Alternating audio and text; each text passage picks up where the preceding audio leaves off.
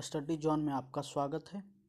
और आज हम लेकर आए हैं झारखंड बजट, जो कुछ दिन पहले जो पेश किया गया है झारखंड बजट, उसके बारे में हम लेकर आए हैं। ये फर्स्ट वीडियो है, पार्ट 1 है, जिसमें हम कुछ अंश जो बजट पेश किया गया था उसके बारे में जानेंगे, कुछ भाग के बारे में जानेंगे। उसके बाद पार्ट 2 और पार्ट 3 वगैरह वीडियो में हम धीरे धीरे सब के बारे में डिटेल से जानेंगे। आखिर क्या क्या बजट में लाया गया है, क्या क्या पेश किया गया है, कौन कौन सी योजनाएं चालू की गई है झारखंड में इस बार। तो चलिए शुरू करते हैं। झारखंड बजट जो वित्तीय वर्ष 2021-22 का पेश किया गया है उसके बारे में जानते हैं। सबसे पहले हम जानते हैं कि वित्त मंत्री कौन है। तो झारखंड के अभी वित्त मंत्री जो है डॉक्टर रामेश्वर उरांव हैं। सबसे पहले हमें ये चीज़ जानना है, क्योंकि इन्होंने ही वित्तीय वर्ष जो 21-22 का बजट है पेश किया है। किसने पेश किया है? डॉक्टर रामेश्वर उरांव ने, जो हमारे झारखंड के वित्त मंत्री हैं।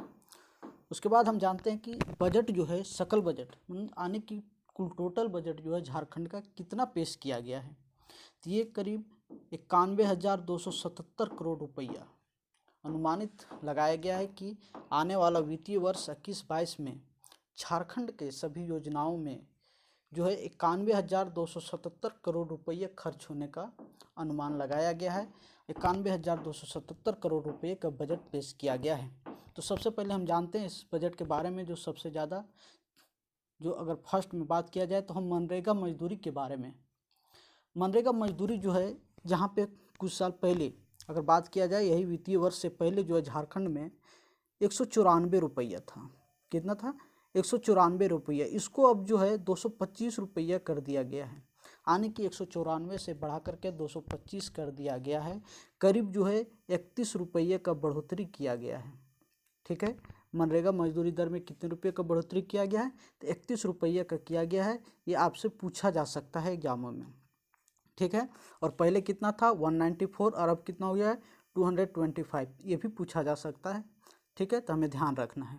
अब आगे बात करते हैं कि मनरेगा के अंतर्गत कितनी योजनाएं लागू की गई है, या कौन कौन सी योजनाएं जो है लाई गई है। ठीक है, तो चलिए हम शुरू करते हैं। इसके अंतर्गत चालू की गई योजनाएं हैं, 4 योजनाएं हैं। मनरेगा के अंतर्गत जो है 4 योजनाएं लागू की गई है।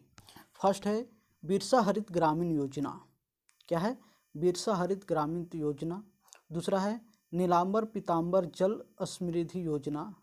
ठीक है, क्या है? नीलांबर पीताम्बर जल समृद्धि योजना। तीसरा है वीर शहीद फोटो हो खेल विकास योजना। और चौथा है दीदी बाड़ी योजना।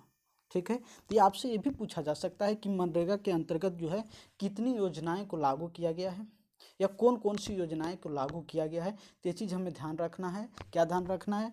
कि अगर मनरेगा के अंतर्गत पूछा जाए कि कितनी योजनाएं को लागू किया गया है वित्तीय वर्ष 21 और 22 में, 2021-22 में, तो हमें ध्यान रखना है 4 ठो लागू किया गया, 4 योजनाएं हैं।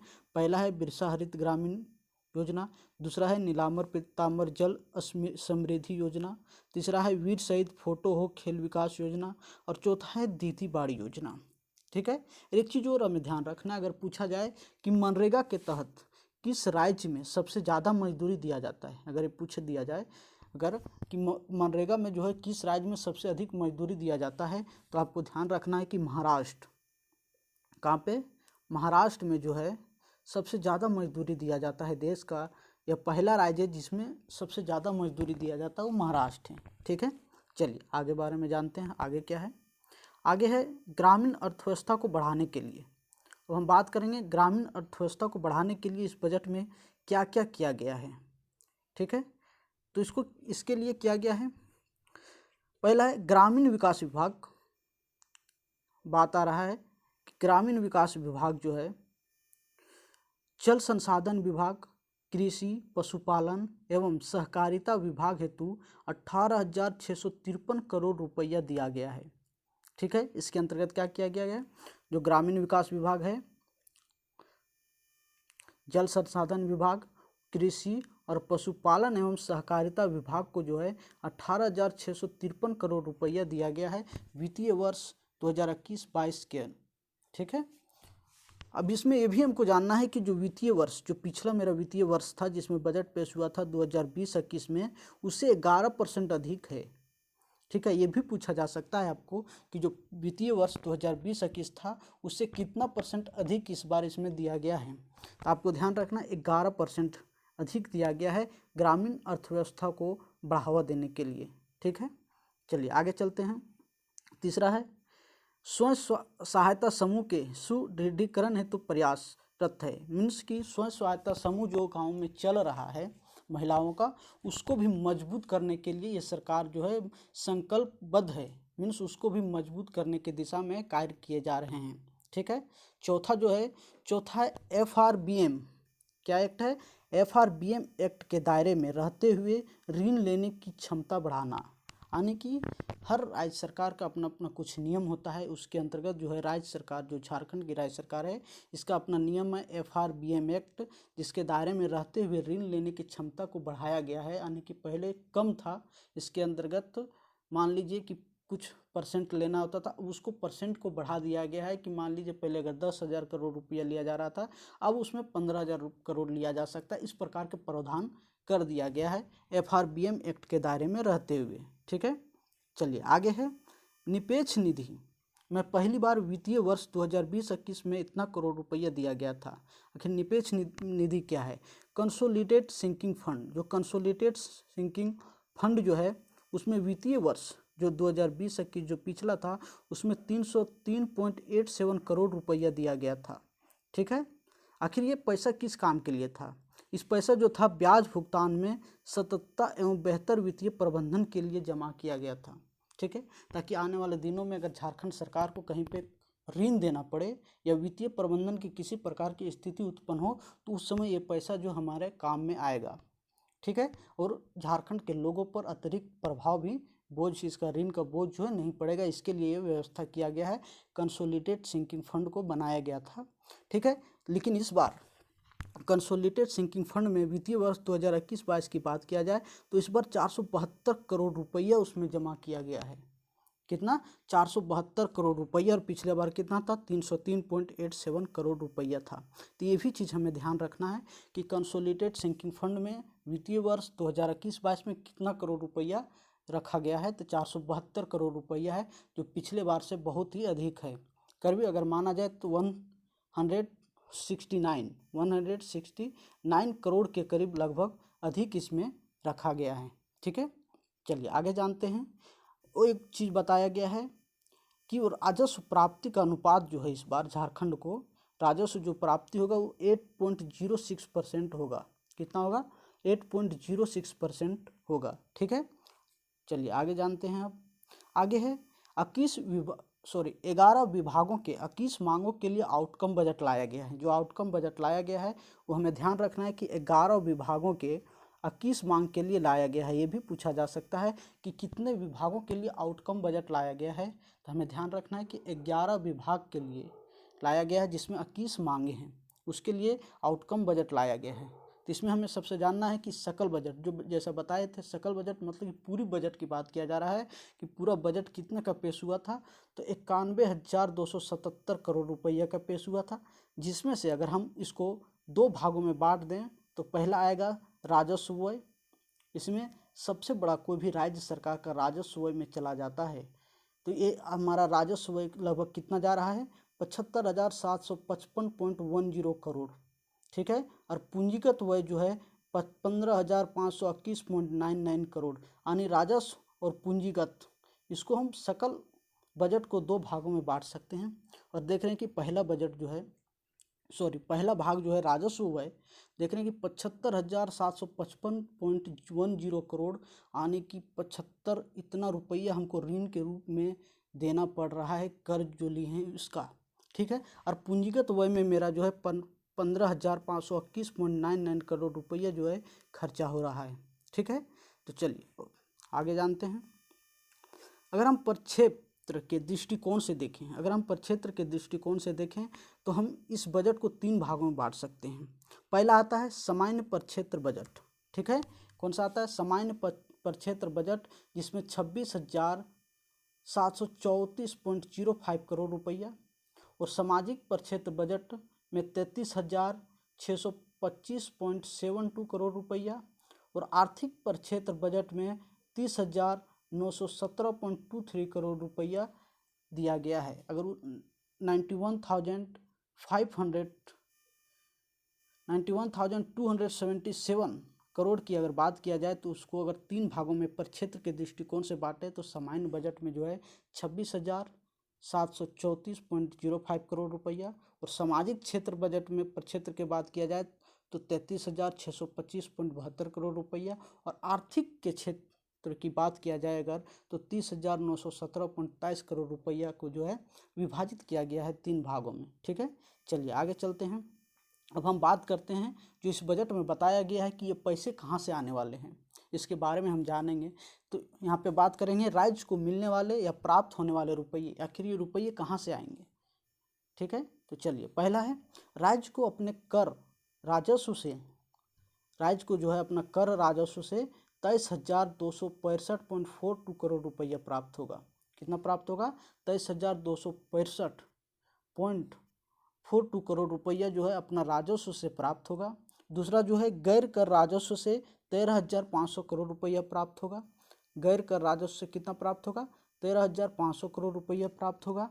और केंद्रीय सहायता, जो केंद्र की तरफ से सहायता के रूप में 17,891.48 करोड़ रुपया दिया जाएगा।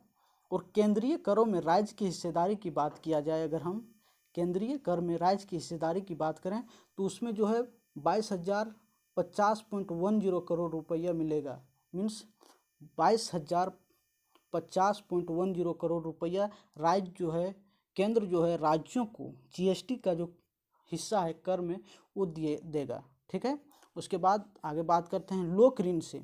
और लोक ऋण की बात किया जाए तो लोक ऋण से जो है 14,500 करोड़ रुपया राज्य को मिलेगा। उसके बाद अगर आगे की बात किया जाए तो उधार एवं अग्रिम की वसूली से, जो उधार है या जो पहले दे दिया गया है उससे जो वसूली किया जाएगा उससे जो है करीब 70 करोड़ रुपया प्राप्त होगा राज्य सरकार को। तो इन्होंने विधानसभा में जो है वित्त मंत्री रामेश्वर उरांव ने ये बताया है कि राज्य को सरकार को कहाँ से वित्तीय वर्ष जो 21-22 का बजट पेश किया गया उसमें कहाँ से पैसे आएंगे। ठीक है, चलिए अब आगे बात जानते हैं। कुछ बात करते हैं वित्तीय वर्ष 2019-20 का। अगर 2019-20 का वित्तीय वर्ष अगर हम बात करें तो उसमें जो विकास दर था करीब 6.7% था। कितना था? 6.7% था। लेकिन वित्तीय वर्ष 2020-21 की बात किया जाए, 2020-21 में देश की जीडीपी में 7.5% की गिरावट आई है। कितना परसेंट आया है? 7.5% की गिरावट जो है देश की जीडीपी में आया है।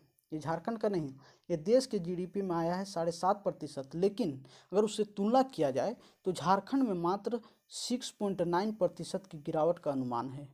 कितना? 6.9% का ही। ठीक है, चलिए आगे जानते हैं। और इन्होंने आगे बताया है कि वित्तीय वर्ष 2021-22 में जो है विकास जो है 9.5% रहने का अनुमान है। कितना? 9.5%। वित्तीय वर्ष 21-22 में जो है विकास दर जो रहेगा 9.5% रहने का अनुमान लगाया गया है। ठीक है, चलिए आगे जानते हैं। आगामी वित्तीय वर्ष 21-22 में राजकोषीय घाटा, जो राजकोषीय घाटा होगा आने की, जब सरकार के पास पैसा नहीं होता उतना तो इतना हमें कर्ज लेना पड़ता है, राजकोषीय घाटा उसको कहा जाता है। तो राजकोषीय घाटा के रूप में 10,210.87 करोड़ रुपया इतना का घाटा राज्य सरकार को होने वाला है। ठीक है, 10,210.87 करोड़ रुपया, जो वित्तीय वर्ष 2021-22 का जो जीडीपी है उसका 2.83% है। कितना है? 2.83% वित्तीय वर्ष 2021-22 के जीडीपी का। ठीक है, चलिए ये भी पूछा जा सकता है आपको, ये चीज़ हमें ध्यान रखना है कि 2.83% राजकोषीय घाटा अनुमान होने का है। किसका? तो वित्तीय वर्ष 2021-22 के जीडीपी का। ठीक है, एक चीज़ ये हो गया। और दूसरा चीज़ ये भी कि 2021-22 में विकास दर कितना रहने वाला है? 9.5% रहने वाला है, ये भी पूछा जा सकता है। ठीक है, चलिए अब आगे जानते हैं हम। अब हम योजना के बारे में कुछ बात कर लें। अब जो योजनाओं इन्होंने शुरू किए हैं तो कौन कौन सी योजना है? सबसे पहले आते हैं झारखंड कृषि ऋण माफी योजना का शुभारंभ। झारखंड कृषि जो है, जिन्होंने जो वादा किया था कि हम ऋण योजना जो है, कृषि ऋण योजना जितने भी लिए हैं हम उनको माफ़ करेंगे, उसके तहत जो है इसको शुरू कर दिया गया है। ठीक है, तो कहाँ से शुरू किए हैं? तो जामताड़ा से शुरू किए हैं। झारखंड कृषि ऋण माफी योजना कहाँ से शुरू किए हैं? जामताड़ा से शुरू किए हैं। और कब शुरू हुआ है? 1 फरवरी 2021 से शुरू किया गया है। तो ये चीज़ हमें ध्यान रखना है कि 1 फरवरी 2021 से जो है झारखंड ऋण माफ़ी योजना का शुभारंभ किया गया है और जामताड़ा से किया गया है। ये चीज़ हमें ध्यान देना है। ठीक है, चलिए आगे जानते हैं। अब आगे क्या बताएं कि झारखंड कृषि ऋण माफ़ी योजना के अंतर्गत वित्तीय वर्ष 2021-22 जो बजट पेश हुआ है उसमें जो है 1200 करोड़ रुपया दिया जाएगा। यानी कि 1200 करोड़ रुपया झारखंड कृषि ऋण को माफ़ करने के लिए बैंकों को दिया जाएगा, ताकि यहाँ के जो गरीब किसान जो लोन लिए हैं उनका ऋण माफ़ हो सके। ठीक है, चलिए अब आगे जानते हैं। आगे है समेकित बिरसा ग्राम विकास योजना। जो है समेकित बिरसा ग्राम विकास योजना को जो लॉन्च किया गया है, इसके अंतर्गत आखिर क्या क्या फ़ायदे होंगे, आखिर ये जो योजना लाई गई है इसमें क्या क्या होगा, तो ये चीज़ बताया गया है। तो पहला है प्रत्येक जिले से ग्राम का चयन किया जाएगा, चयन कर बिरसा ग्राम के रूप में नामित किया जाएगा। यानी कि प्रत्येक जिले से कुछ गाँवों को चयन किया जाएगा और उसका नाम जो है बिरसा ग्राम के रूप रखा जाएगा, ये बिरसा ग्राम के रूप में। और वहाँ पे जो है किसान सर्विस सेंटर की स्थापना किया जाएगा। क्या किया जाएगा?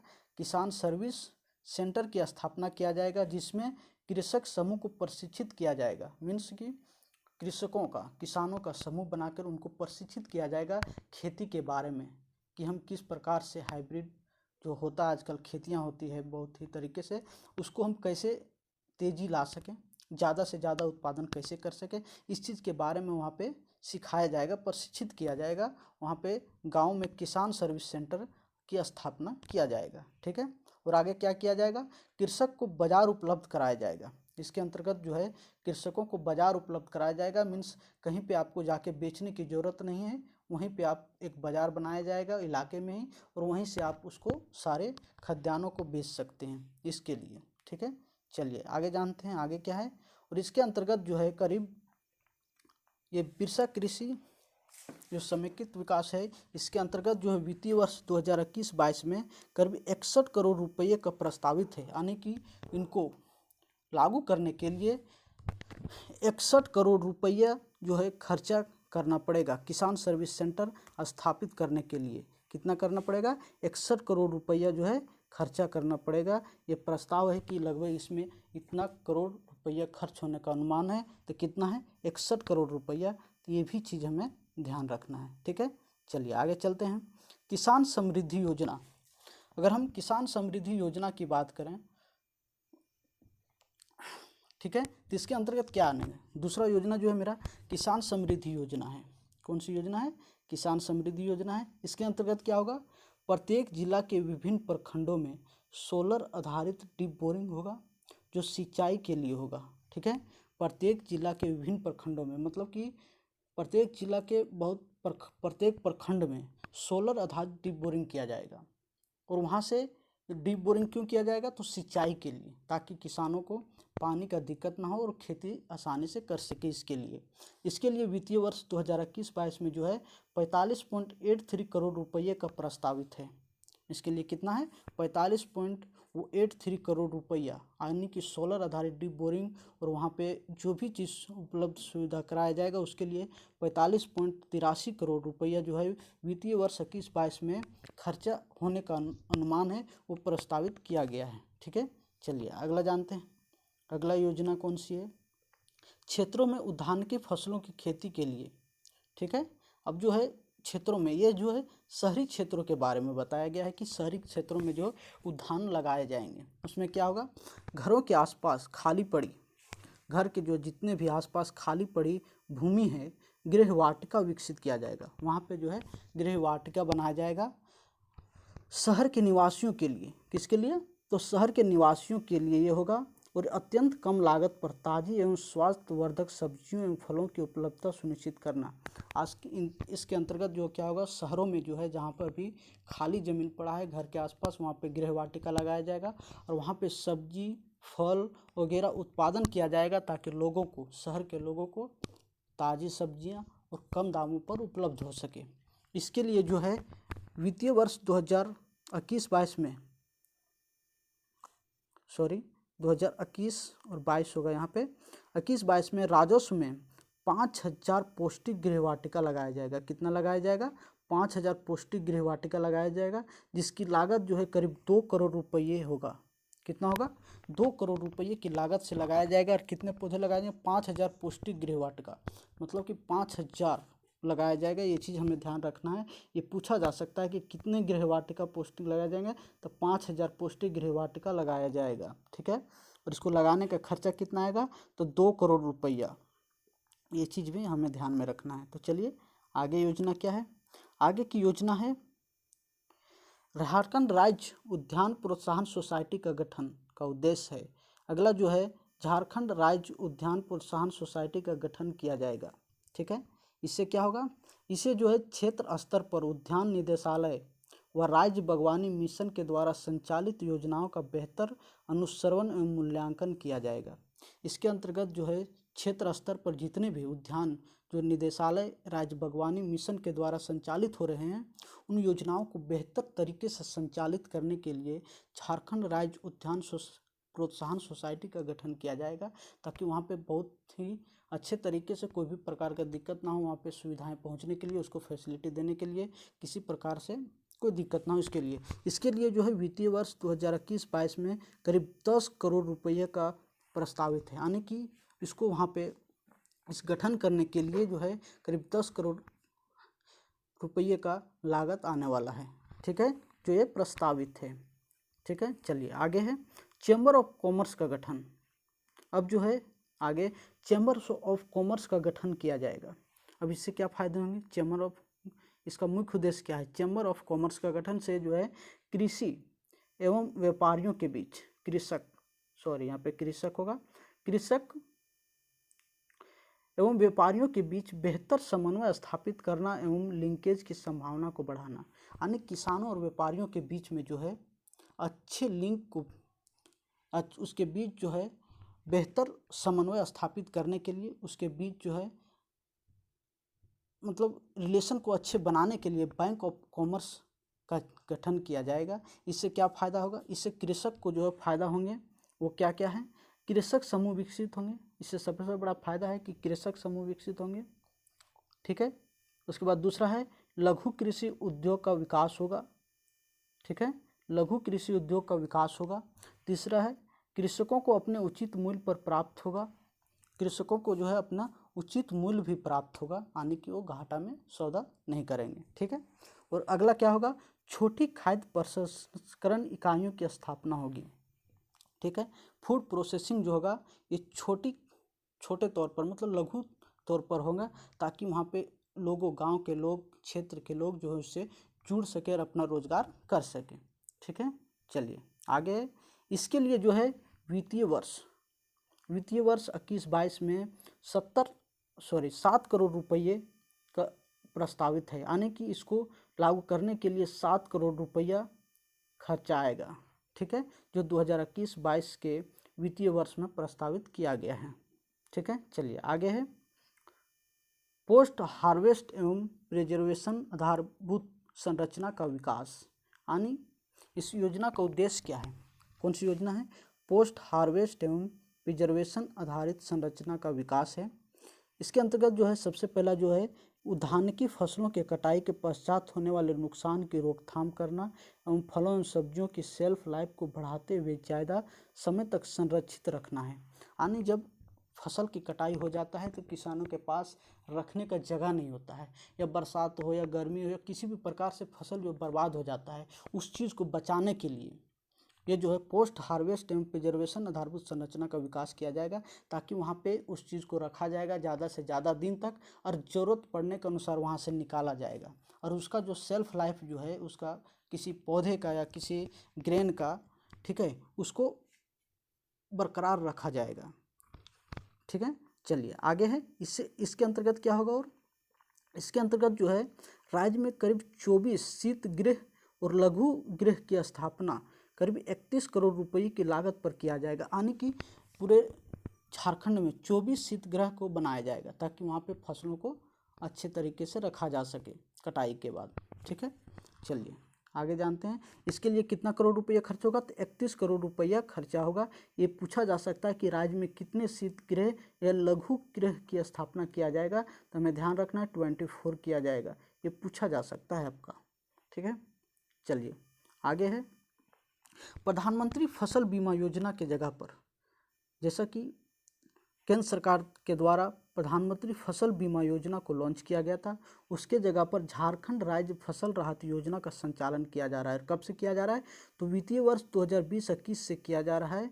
जैसा कि इस बजट में वित्त मंत्री डॉक्टर रामेश्वर उरांव ने चर्चा की है कि वित्तीय वर्ष 2020-21 से जो है प्रधानमंत्री फसल बीमा योजना के जगह पर झारखंड राज्य फसल राहत योजना का संचालन किया जा रहा है। उसका वो बोले कि ये जो है प्रधानमंत्री फसल बीमा योजना जो है अच्छे तरीके से संचालित झारखंड में नहीं हो रहा था, राज्यों में नहीं हो रहा था, इसके लिए इसके जगह पर झारखंड राज्य फसल राहत योजना का संचालन किया जा रहा है। इसके अंतर्गत क्या होता है, इसके अंतर्गत जो फसलों के उत्पादन में ह्रास होने की स्थिति में फसलों की क्षति का आकलन कर किसानों को वित्तीय सहायता प्रदान किया जाएगा। यानी अगर कोई फसल लगता है और किसी प्रकार से वो बर्बाद हो जाता है या कि कम वर्षा के कारण या अधिक वर्षा के कारण, तो उसके आधार पर उसकी जांच होगी कि कितने का ह्रास हुआ है, कितने का नुकसान हुआ है, और उसके अनुसार जो है किसानों को वित्तीय सहायता प्रदान किया जाएगा, ठीक है। इसके लिए वित्तीय वर्ष जो है 2021-22 में, अगर 2021-22 की बात किया जाए वित्तीय वर्ष, तो इसमें 50 करोड़ करीब कितना 50 करोड़ का प्रस्तावित है, ठीक है। तो हमें ध्यान देना है कि करीब 50 करोड़ रुपया जो है प्रस्तावित है। कितना करोड़, 50 करोड़ रुपया जो है प्रस्तावित है। इसके लिए किसके लिए, तो झारखंड राज्य फसल राहत योजना के लिए, ठीक है। तो ये था बजट का पार्ट 1, जिसमें हमने बहुत ही इम्पोर्टेंट क्वेश्चनों को लाने का कोशिश किया है, ताकि इसको आप अच्छे तरीके से रिवाइज कर सकें। और ये जब बजट हम इस प्रकार से कंप्लीट करेंगे डिस्क्रिप्टिव में, उसके बाद इसका हम ऑब्जेक्टिव लेकर आएंगे और इसी से रिलेटेड सारा क्वेश्चन होगा। और हम इतना गारंटी कर सकते हैं कि हम जितना भी बजट से क्वेश्चन लाएंगे या जो भी डिस्क्रिप्टिव लाएंगे, इससे बाहर कोई भी क्वेश्चन आपका झारखंड के कोई भी एग्जाम में नहीं आने वाला है। तो चलिए इस वीडियो को जितना हो सके लाइक कीजिए, शेयर कीजिए और सब्सक्राइब कीजिए। बहुत बहुत धन्यवाद। जय हिंद, जय भारत।